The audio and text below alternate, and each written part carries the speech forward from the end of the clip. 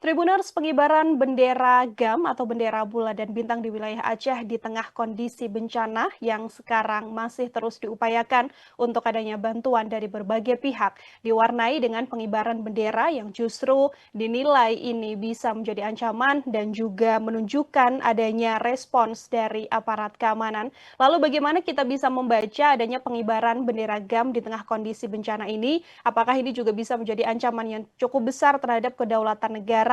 Dan bagaimana respons yang sudah ditunjukkan oleh TNI ini dari kacamata pengamat politik dan militer? Saya akan membahasnya. Tribuner sudah tersambung melalui sambungan Zoom bersama dengan saya ada pengamat politik dan militer Bung Slamet Ginting. Bung Ginting, selamat sore. Terima kasih banyak sudah bergabung. Kabar baik ya, Bung ya? Selamat sore, kabar baik. Salam dari kampus Universitas Nasional, UNAS Jakarta. Siap, terima kasih banyak Bung Ginting menyempatkan waktunya hari ini berdiskusi bersama dengan saya di Tribunnews Fokus. Satu topik yang belakangan juga sedang hangat diperbincangkan, Bung Ginting. Mungkin saya ingin minta pengantar terlebih dahulu bagaimana Bung Ginting melihat adanya pengibaran bendera bulan bintang atau bendera yang identik dengan GAM begitu ya di tengah kondisi bencana di Aceh ini. Apakah ini sedianya ada ekspresi politik, kultural, atau justru bisa menjadi ancaman terhadap kedaulatan negara, Bung Ginting? Ya, saya melihat pengibaran bendera GAM, Gerakan Aceh Merdeka ini, tidak bisa dibaca sebagai ekspresi kultural murni ya, karena ini adalah simbol yang identik dengan gerakan separatis bersenjata dan bukan simbol adat Aceh. Apalagi dilakukan di saat kita sedang menangani bencana gitu ya. Dan ketika negara juga fokus pada masalah kemanusiaan di Aceh.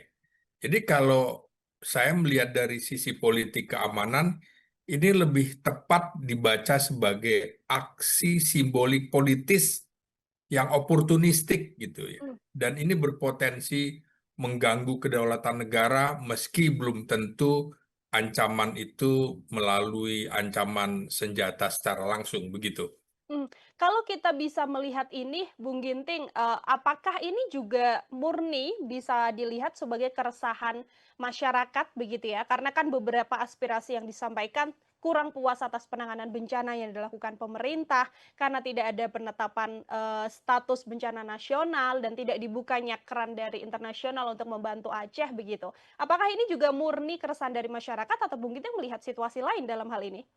Kemungkinan besarnya ya campuran, artinya Hmm. ada keresahan real ya dari sebagian warga di Aceh terkait respon bencana.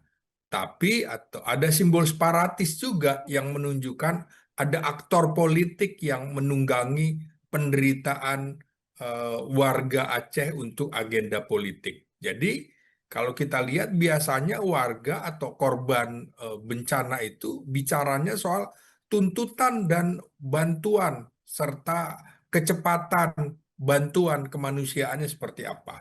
Sedangkan aktor politik itu biasanya menyelipkan pesan, simbol, bahkan ada teriakan merdeka. Jadi ini memang pola klasik dalam konflik pasca bencana. Ada yang minta tuntutan apa status darurat atau bencana nasional atau apa. Tapi intinya itu tadi ada kemungkinan besar itu campuran, ada warga yang betul-betul eh, apa namanya membutuhkan bantuan, tapi juga ada aktor politik yang menyelipkan simbol dan teriakan merdeka begitu. Mhm. Artinya ini tidak bisa dibaca bahwa ini adalah murni keresahan dari para korban bencana yang ada di wilayah Aceh, Bung Ginting?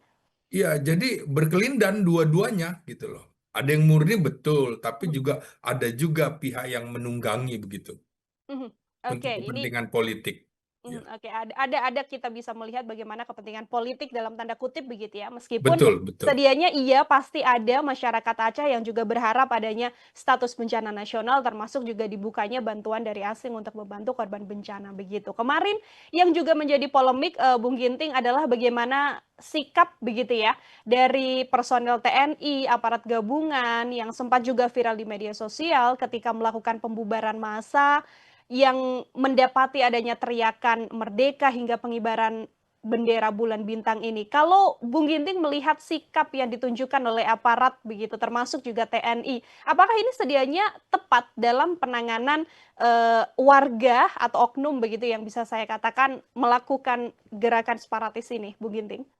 Saya ingin menjelaskan dulu soal wajar ya meminta Hmm, status bencana nasional. Itu sah ya, dalam negara demokratis dan membuka bantuan asing juga sah, tapi harus melalui mekanisme negara, bukan dari pemerintah daerah atau hmm, pemerintah provinsi. Jadi masalahnya bukan sekedar tuntutan itu, tapi cara menyampaikannya dengan simbol separatis ini yang kemudian bisa melemahkan legitimasi tuntutan warga yang sesungguhnya hmm, dan mengubah isu kemanusiaan menjadi isu kedaulatan. Nah, karena itu menurut saya keputusan pemerintah bisa tepat secara kedaulatan dengan catatan ya, negara punya kapasitas yang cukup, koordinasi nasional juga berjalan efektif, tidak ada hambatan birokrasi yang memperlambat bantuan, tapi keputusan yang benar secara hukum tetap perlu dikomunikasikan dengan empati dan transparan agar bisa dibaca sebagai pengabaian pusat atas kasus di Aceh. Nah, pembubaran massa oleh aparat tepat atau tidak seperti pertanyaan Anda tentunya tepat secara hukum menurut hmm, saya, tetapi sensitif secara sosial. Benar karena apa? Ya karena ada teriakan merdeka dan bendera agam, maka ini pelanggaran hukum. hmm, Negara tidak boleh abai, tidak boleh membiarkan simbol separatis dinormalisasi. Namun juga harus dipastikan ya tidak boleh represif, tidak menyasar korban bencana, dan tidak berlebihan secara visual dan kekuatan. Jadi harus terukur begitu, eh, Mbak Irda. mhm, oke. Menyoal tadi yang disampaikan oleh, Bung Ginting bahwa ia membuka bantuan asing tidak salah begitu kan, yang harusnya juga ini kan juga menjadi salah satu concern dan tuntutan dari sejumlah masyarakat begitu. Kalau Bung Ginting mengamati bagaimana kemudian, pengerahan pasukan dilakukan pemerintah, baik itu personil TNI maupun Polri, lalu percepatan, evakuasi termasuk juga untuk memperbaiki kondisi yang ada di lapangan begitu Bung Ginting. Apakah ini sedianya langkah yang juga sudah cukup baik dilakukan pemerintah dengan, tidak membuka bantuan asing untuk membantu korban bencana atau justru Bung Ginting melihat bisa dibuka bantuan asing ini, Bung? Tentu saja cara berpikir pemerintah itu lebih multidimensi ya. Mmm, Belajar dari pengalaman Aceh pada saat tsunami ya, 2004. Nah, ini tentu saja ini kan Aceh ini wilayah sensitif ya, berbeda dengan barangkali di Jakarta atau di Pulau Jawa. Yang Aceh ada pengalaman separatisme dan lain-lain. Ada kepentingan asing di situ. Jadi saya bisa memahami kegundahan pemerintah juga, kegundahan negara tidak memberikan status bencana nasional begitu, karena ada perspektif lain, misalnya kemungkinan eh, masuknya bantuan dari asing yang tidak bisa dikontrol lagi. Ingat loh, kita baru saja mengumumkan kepada dunia akan mengirimkan 20.000 atau mmm, satu brigade ke Gaza untuk bantuan di Gaza, tapi kemudian kalau kita membuka bantuan asing atau eh, relawan asing dan tentara asing masuk ketika diumumkan sebagai bencana nasional, itu efeknya banyak sekali, termasuk kemudian nanti lah Anda ngurus sendiri aja nggak bisa, Anda kok mau ikut bantu di Gaza dan lain-lain. Jadi betul-betul kompleks, dan kita harus bisa memahami juga ada urusan kedaulatan di sini, ada urusan kekhawatiran intelijen negara di sini terhadap penyusupan. Bantuan bisa kalau tidak di dalam satu fokus ditangani oleh pemerintah pusat, bisa saja bantuan itu di dalam era generasi perang ke generasi kelima ini justru adalah bantuan yang menjadi mudarat bagi warga di Aceh atau di daerah bencana lain. Saya kira multidimensi yang sedang dipikirkan oleh negara dalam kasus ini, begitu. Dan dengan belum membukanya keran asing ini juga bisa menjadi kekuatan juga bagi tanah air untuk menunjukkan bahwa memang iya Indonesia sampai sekarang juga masih sanggup, Bung, untuk menangani situasi bencana yang ada? Persis, ini untuk menunjukkan kemandirian bangsa bahwa kami masih sanggup menangani sendiri tanpa bantuan asing begitu ya. Karena kalau satu saja bantuan asing disetujui, maka yang lain juga bisa menanyakan hal yang sama. Kenapa dari negara kami tidak boleh? Sementara kepentingan asing kan bermacam-macam, termasuk di Aceh itu.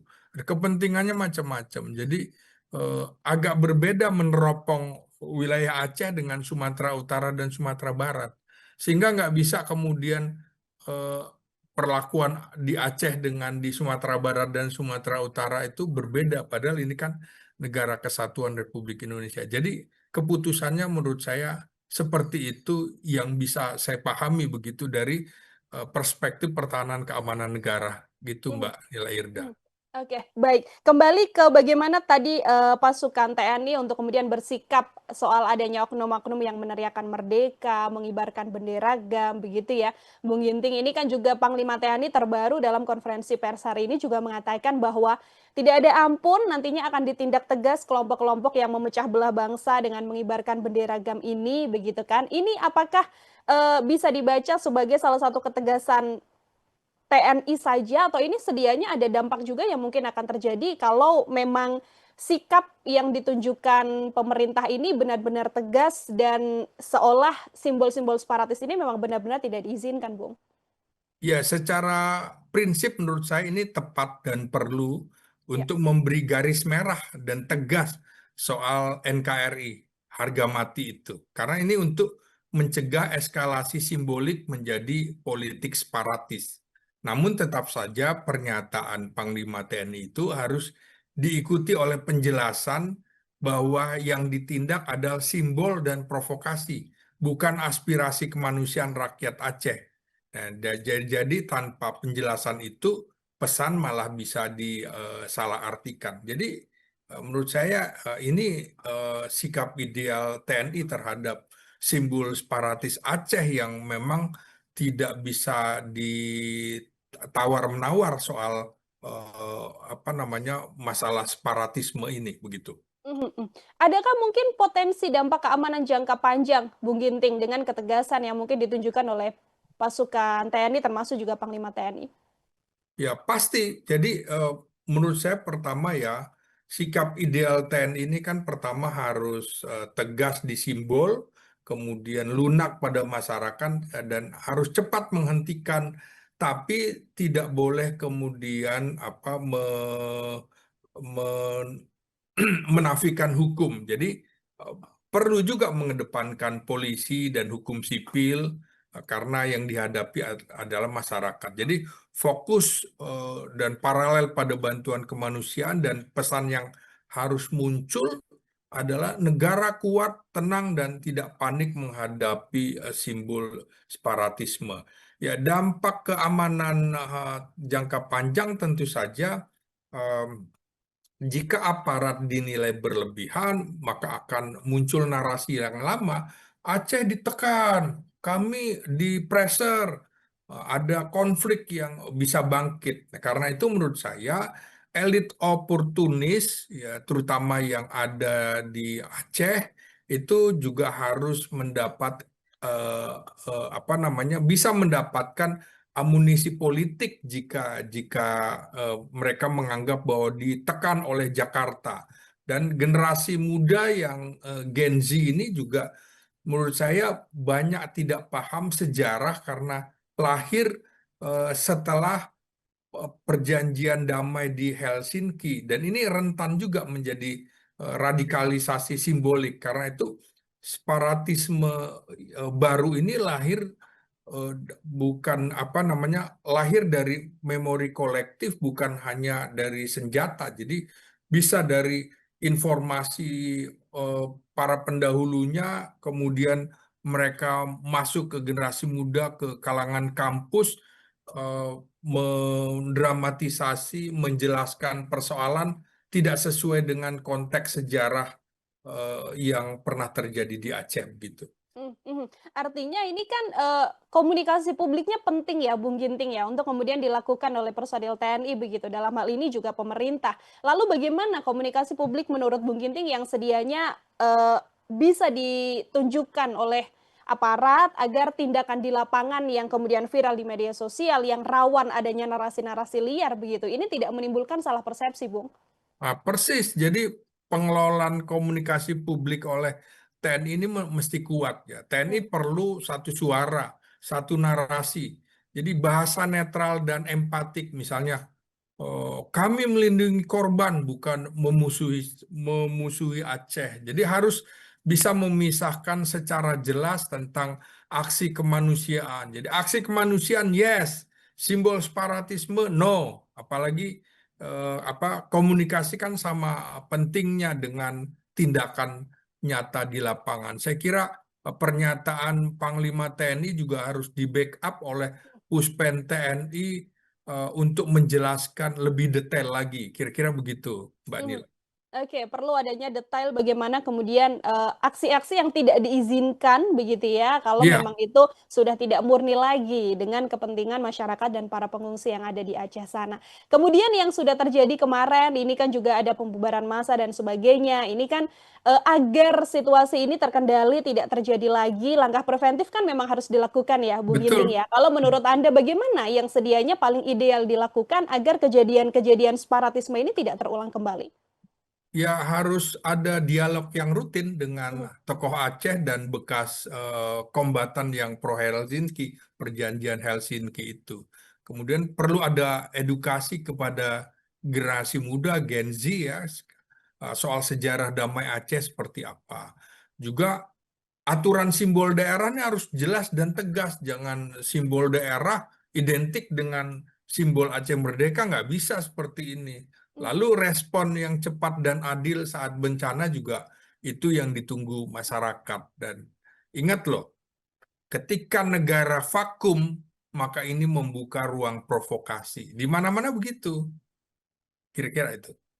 Oke. Ini, kemudian selain memang kinerja dari aparat yang juga sudah turun langsung ke lapangan begitu ya, Bu Ginting, ya kan peran pemerintah pusat, koordinasi antara pemerintah pusat dengan pemerintah setempat atau dalam hal ini adalah pemerintah daerah Aceh begitu. Ini kan juga penting untuk dilakukan agar isu seperti ini tidak berkembang menjadi narasi separatisme baru. Bagaimana sedianya pemerintah pusat dan pemerintah daerah ini bisa bersinergi, Bu Ginting? Ya, pertama kalau pemerintah pusat harus tegas soal NKRI itu harga mati. Jadi kemudian pemerintah pusat juga harus adil soal pembangunan di daerah dan juga terhadap kasus penanganan bencana di Sumatera Utara, Sumatera Barat, dan Aceh. Nah, pemerintah Aceh, nah ini juga harus jelas ya, jangan ambigu terhadap simbol GAM. Misalnya ya nggak apa-apa lah kalau anak muda kibarkan bendera GAM itu kan ekspresi. Nggak bisa begitu. Jadi pemerintah Aceh jangan ambigu, terutama pemerintah provinsinya ya. Juga lindungi martabat Aceh dalam kerangka besar payung Negara Kesatuan Republik Indonesia dan jangan bermain di dua kaki, Mbak Nila. Misalnya, oke, kami mendukung kebijakan pusat di Jakarta, tapi di sisi lain di belakang pikiran dan hati mereka ada romantisme separatis. Jadi nggak bisa seperti itu. Jadi ambiguitas elit di daerah itu bisa menjadi bahan bakar konflik di Aceh gitu. Oke, ini juga artinya kan kita tahu, latar belakang dari Gubernur Aceh, Bung Ginting, ini kan juga menjadi salah satu pihak yang sedianya penting untuk bersuara begitu. Seberapa besar, kalau menurut Bung Ginting nantinya suara dari Gubernur Aceh atau Mualim ini akan meredakan situasi yang ada di wilayah Aceh, Bung? Pertama, eh, Gubernur Mualim ini harus tegas, tidak boleh, harus mengumumkan, tidak boleh mengibarkan bendera atau panji-panji Aceh Merdeka. Nggak bisa, jadi jangan sekedar guyon melucu itu nggak bisa. Karena bahayanya bukan bukan langsung ya, tapi Mhm. bisa menjadi akumulasi. Oh, ya kalau dibiarkan, didiamkan, maka akan dianggap menormalisasi simbol. Oh, nggak apa-apa, itu biasa. Ini hanya ekspresi. Jadi pembiaran narasi itu bisa dianggap legitimasi politik terhadap kelompok separatis, dan ini potensi juga terjadi regenerasi ideologis. Oleh karena itu menurut saya negara harus waspada, bukan panik, tegas tapi tidak represif. Dan ini harus dibuka juga. Ini bukan soal Aceh melawan Indonesia, enggak, tapi bagaimana negara menjaga kedaulatan tanpa mengorbankan perdamaian dan kemanusiaan. Dan elit Aceh harus menjadi contoh bagi rakyatnya. Tidak ada lagi tuh bendera-bendera, simbol-simbol seperti itu. Dan kita menyatu di dalam negara kesatuan Republik Indonesia. Ingat loh, Aceh itu justru memberikan pemahaman kepada daerah lain sebagai daerah yang berada di garda terdepan pada saat mendukung kemerdekaan Indonesia, membelikan pesawat selawah untuk perjuangan diplomasi Presiden Soekarno ke negara-negara lain. Itu contoh, dan itu harus juga diterapkan sampai sekarang. Aceh menjadi contoh garda depan mendukung negara kesatuan Republik Indonesia. Begitu Mhm. Mbak Nila Irda. Oke, baik. Terakhir dari saya, Bung Ginting, ini akan perlu ada kehati-hatian, perlu kewaspadaan dari pemerintah, begitu kan, agar pengibaran bendera putih, termasuk juga pengibaran bendera GAM dan bulan bintang ini tidak berpotensi membahayakan stabilitas yang ada di Aceh, bahkan sampai yang paling parah memunculkan gerakan separatis baru. Ketegasannya seperti apa yang mungkin bisa ditunjukkan oleh pemerintah? Iya, seperti saya kemukakan tadi, nggak boleh ada pembiaran, tidak boleh kita menganggap itu hanya seperti bendera olahraga PSSI atau apa. Oh, bendera daerah seperti pengibaran bendera di PON, nggak bisa. Jadi ya, kalau ada yang simbol-simbol yang beririsan dengan kedaulatan, tidak ada tawar-menawar lagi. Jadi harus tegas semuanya. Bendera putih itu juga tinggal dikomunikasikan bahwa menyerah itu bukan jalan keluar terbaik. Kita bangsa yang Aceh justru adalah eh, eh, wilayah yang paling lama melawan penjajahan Belanda. Jadi menyerah itu bukan karakter rakyat Aceh. Rakyat Aceh harus berjuang dalam payung NKRI, termasuk bagaimana melakukan rehabilitasi dan rekonstruksi pasca bencana ini, begitu. Oke, baik. Terima kasih banyak Bung Ginting. Artinya kita juga harus sama-sama bersatu begitu kan untuk melihat bagaimana perbaikan dan proses yang sampai sekarang juga masih terus dilakukan oleh pemerintah, sembari juga ketegasan ditunjukkan oleh pemerintah maupun aparat personil TNI dan juga personil gabungan agar situasi-situasi yang hanya berupaya untuk membuat pecah kondisi yang sedang terjadi saat ini di Aceh ini tidak berkepanjangan seperti itu. Bung Ginting luar biasa sekali. Terima kasih banyak untuk kesempatannya berdiskusi hari ini bersama dengan saya dalam Tribun Fokus. Semoga lain waktu ada kesempatan kembali untuk berdiskusi dengan tema-tema lainnya. Sekali lagi terima kasih banyak Bu Ginting, Ya. selamat sore dan selamat beraktivitas kembali. Baik, terima kasih. Selamat tahun baru. Ya, terima kasih banyak Bu Selamat Ginting, Muhammad Politik dan Militer Tribuners membersamai kita dalam Tribun Fokus kali ini. Nantikan obrolan saya dengan sejumlah narasumber lain dan tema-tema lain hanya dalam Tribun Fokus. Saya Nila Irda pamit undur diri. Terima kasih banyak dan sampai jumpa. Download Tribun X sekarang. Menghadirkan lokal menjadi Indonesia.